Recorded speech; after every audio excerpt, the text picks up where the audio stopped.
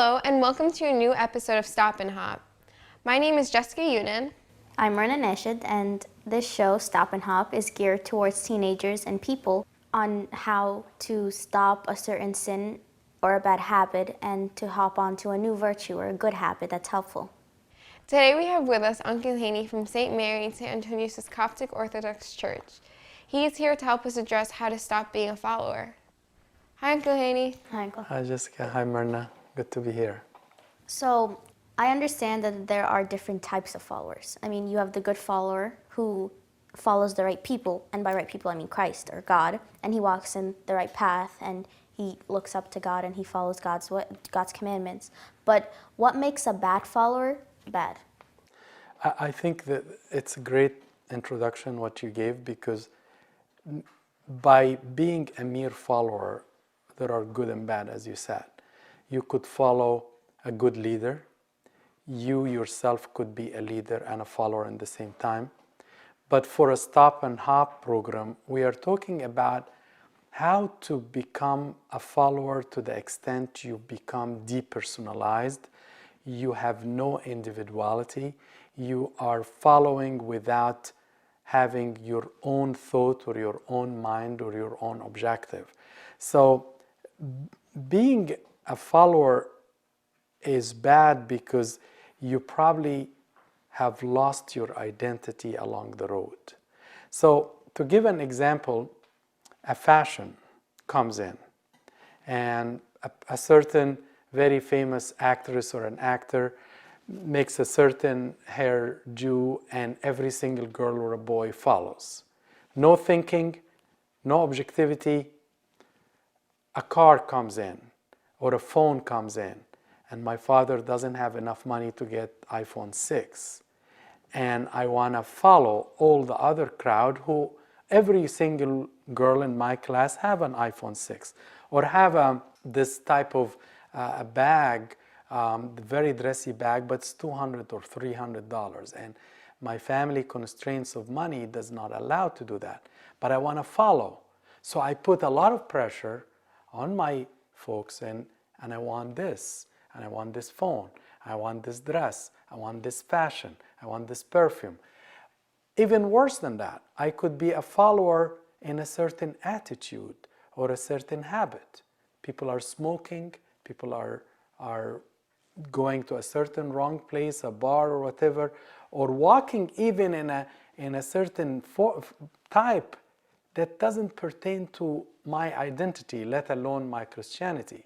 So being a follower, we have to stop it, because after a while, who is Jessica Yunan? Who is Myrna Nashid?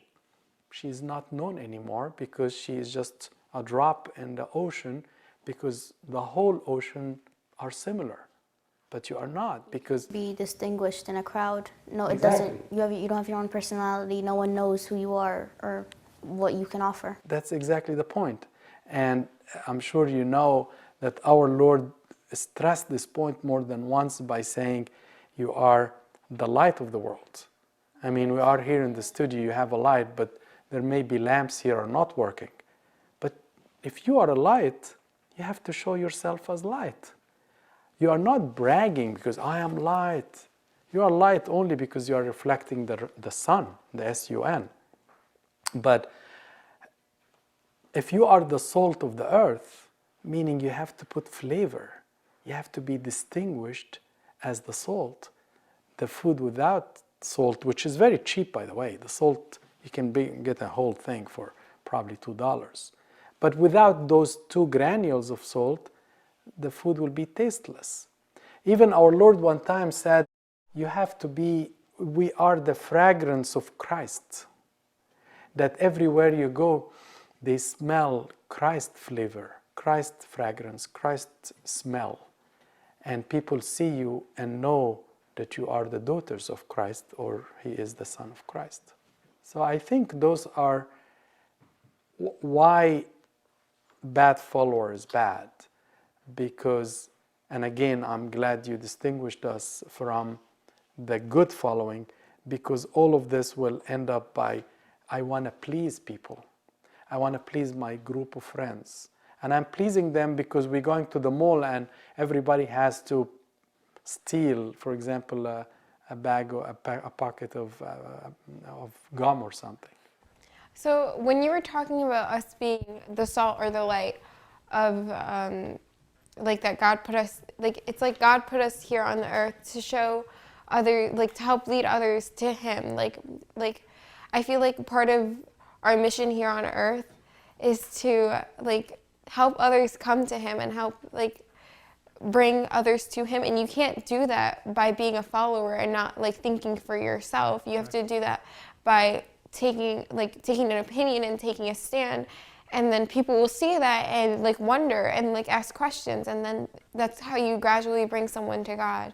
Very true, very true. I mean, I think Myrna said it earlier, or at least abbreviated it, that every follower needs to be a leader, and if you are following the right leader, you yourself could lead others to the principal leader.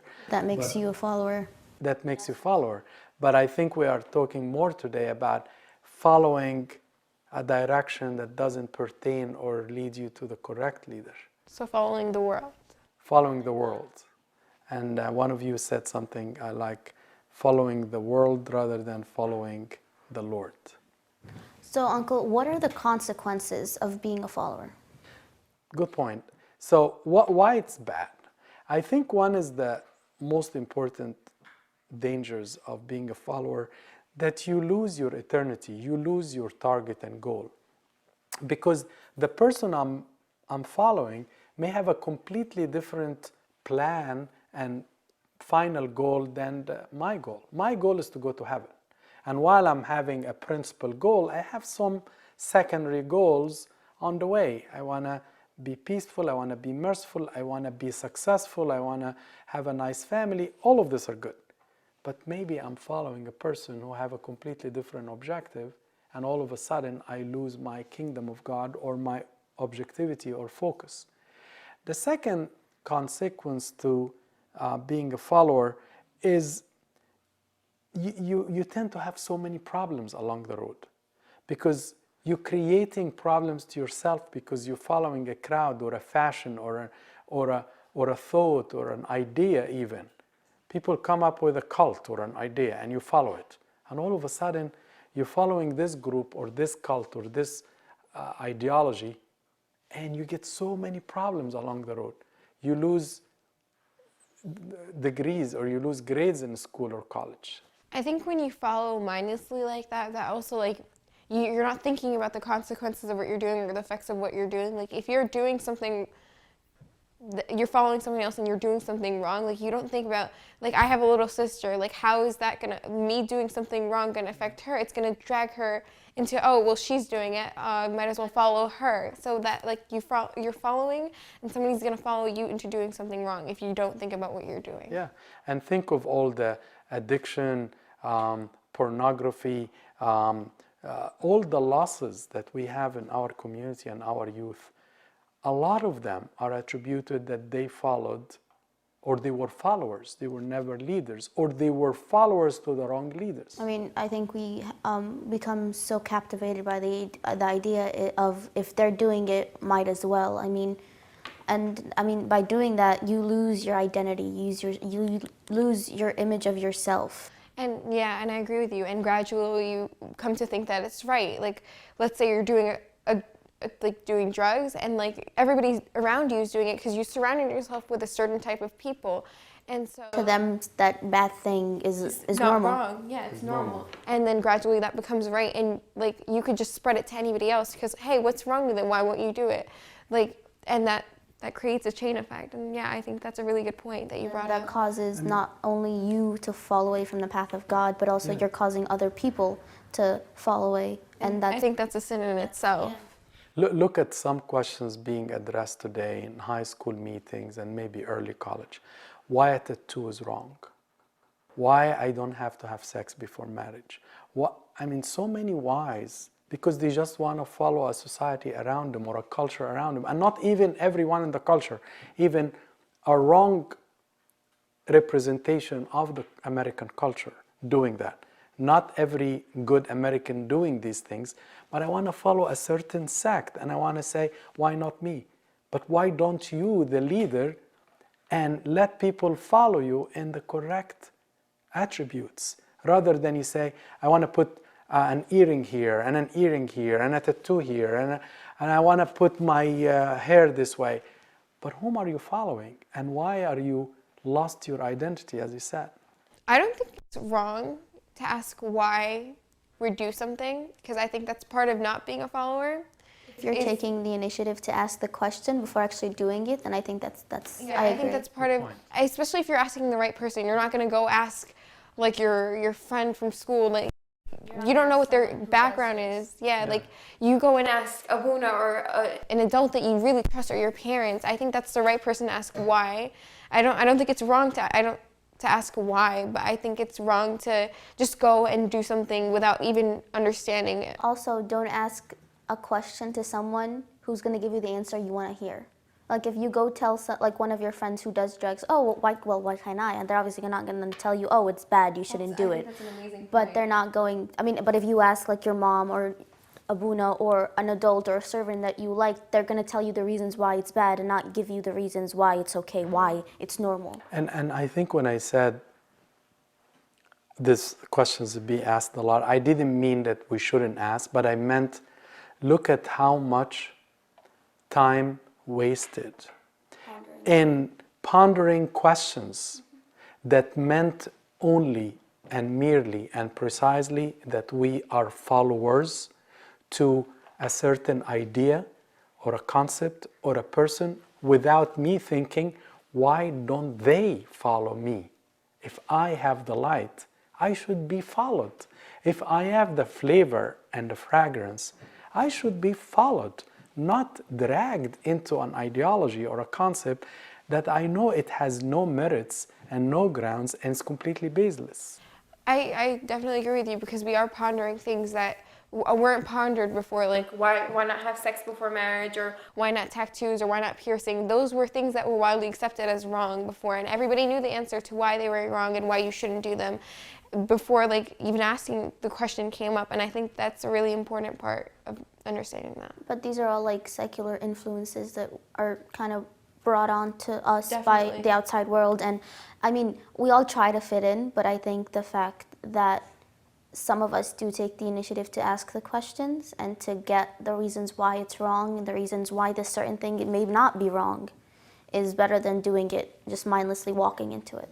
I think that's right, because in today's society, they always go like, oh, it's okay to be yourself, you're unique and you can have your own opinion. So just try it. Yeah, but like I think that's a wrong, like the mindset that they have is incorrect, because when you're really just being yourself, you're doing something wrong and nobody else is telling you that you're doing something wrong, because it's viewed in society as, yeah, exactly. Yeah, exactly. And they make you doubt yourself.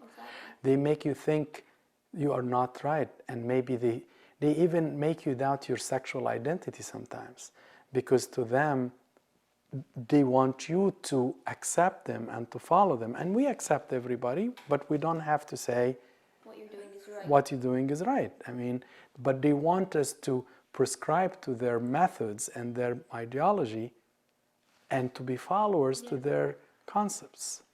So, but I mean, you guys are saying all the best things, and I'm very happy to hear it from you, because that makes me feel great. All the people are listening to you now, they will say, oh, it's not this old guy talking. This young, beautiful girls are saying the right things. How can we, like, what are the ways in which we can stop being followers? Stop being follower. Like, but first, I think we should ask why people are being followers, and then that'll help us. I think in a way we mentioned it, but people are following because I don't have self-confidence in my own ways. Lack of self-esteem. So, exactly, lack of self-esteem. Or looking at others and say, oh, people are all around this actress, so if I do her hairstyle, I'll do it. Everybody wants to lose 10 pounds. If I lose 20 pounds and I find myself sick. So I think it's really a lack of my own objectivity, lack of my own self-confidence, lack of my own goal. What's my goal in life? What's my goal in this earth and beyond? Is it this particular thing, or what is the scope around it? All of this, I think, are causes. So coming back to your, probably the hop one, the stop, how to stop and how to hop in a better virtue, which is becoming a leader. How to stop being just a bad follower, to be exact. So I think we like to always say the 3 R's, the revise, the resist, and replace. And you guys can help me out while I'm trying to collect your the thoughts about. So revise, meaning revise your goal. Review your goal and your leadership and who is your leader before you just follow and become a follower. Whom are you following? Review that. Remember who is your leader. More importantly, why and why are you following that leader? You know, I read one time when they send dogs to go after rabbits, to hunt rabbits. Only the first dog see the rabbit. All the other dogs, after a while, they stop running because they don't see the rabbit. They kind of just see, oh, they're doing it, might as well. Exactly, but after a while, they stop. So if we really want to stop being a follower, number one, review your goals. Remember your leader and who is your leader. And review if the leader that you are following today is actually the correct leader and is going to be, is what he is prescribing to make sense ideologically, spiritually, culturally, principles-wise. Maybe like a part of like setting and revising your goals is like to see like who can help you reach your goal. Like I think maybe have like someone who like sets an example to you, like someone who's achieved your goal, or like let's say your goal is to be more spiritual. Like you could look to Abuna or someone at church, like you, Uncle Haney. I personally look up to you. Like that helps me see, like set my goal. So like even though like it helps me see where I'm going, and then instead of following this person, I say like, hey, no, like the person who sets an example for me would never do this. I should pick the right role model. But I mean, like we all have role models, but I think the important thing is to pick someone that if we look up to, it'll help us rather than bring us down. Okay. So review, and then let's think about resist. Resist temptation to follow any fashionable idea or any fashionable person or a concept that doesn't pertain or agree with what you were brought up as far as principles, whether family or church. I think we need to resist being a follower to any leader. Our best youth today, some of them are lost because they never resisted who is the leader they're supposed to follow. So review and pick your right leader. Resist to follow an idea or a leader that you know that's not going in the right direction. Compare the ideology of the leader that you want to prescribe to what you know and what your bases are and what your grounds.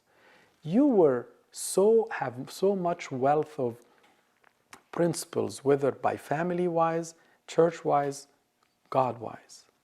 And all of a sudden, I drop all of this because an idea came. That's the new it thing. The new it. It's a new band, and everybody's just going with the band, going with the music.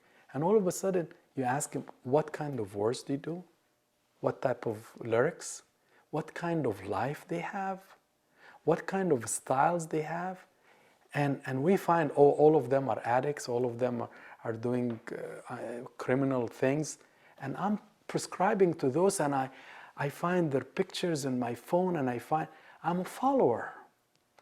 I should resist this idea because all of a sudden, who am I? I think also, like that's a really good point. When you look at the people you're following, like you see that their life isn't perfect. You never know when you're following someone, like if they're actually happy about what they're doing. Like they could just be doing it because they can't stop anymore. Beautiful idea.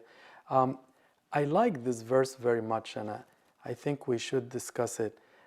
In Philippians 2:15, St. Paul said, that you may become blameless and harmless, children of God, without fault in the midst of a crooked, perverse generation, among whom you shine as lights in the world. And what's amazing about this verse, that he did not say, I want you to be blameless, light of the world in the midst of the church society. He's asking us to be in the midst of a crooked, perverse generation.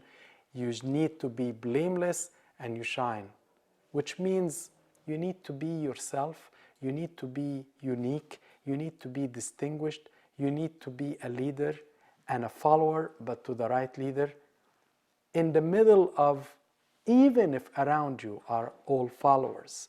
And that's the idea of replace. Replace your leader with a better leader. Replace an idea you want to follow blindly without knowing where is the idea will take you, where is the concept will take you, where is the cult will take you. You probably read a couple of years back, there was a whole group of youth in California, they all suffocated, killed themselves because they followed the cult, and the cult was suicidal. But it's an idea, and they all prescribed to. All the evil worshippers, all the drug addicts, all of this started by followers. And we need to be strict with ourselves. Review your masters. Review the idea you're following. Review who is your leader. Then resist. Resist the concepts that do not agree or parallel what you learned, what you brought up with, what the Bible tells you. And then replace the idea with a better idea, the leader with a good leader, the culture or the concepts or the ideology around you with a better one. By this, you become the light, the salt, and the fragrance of Christ. Thank you, Uncle, for being here today and for this wonderful conversation. I enjoyed being with you girls. This concludes another episode of Stop and Hop. See you next time and have a great night. Bye. Bye.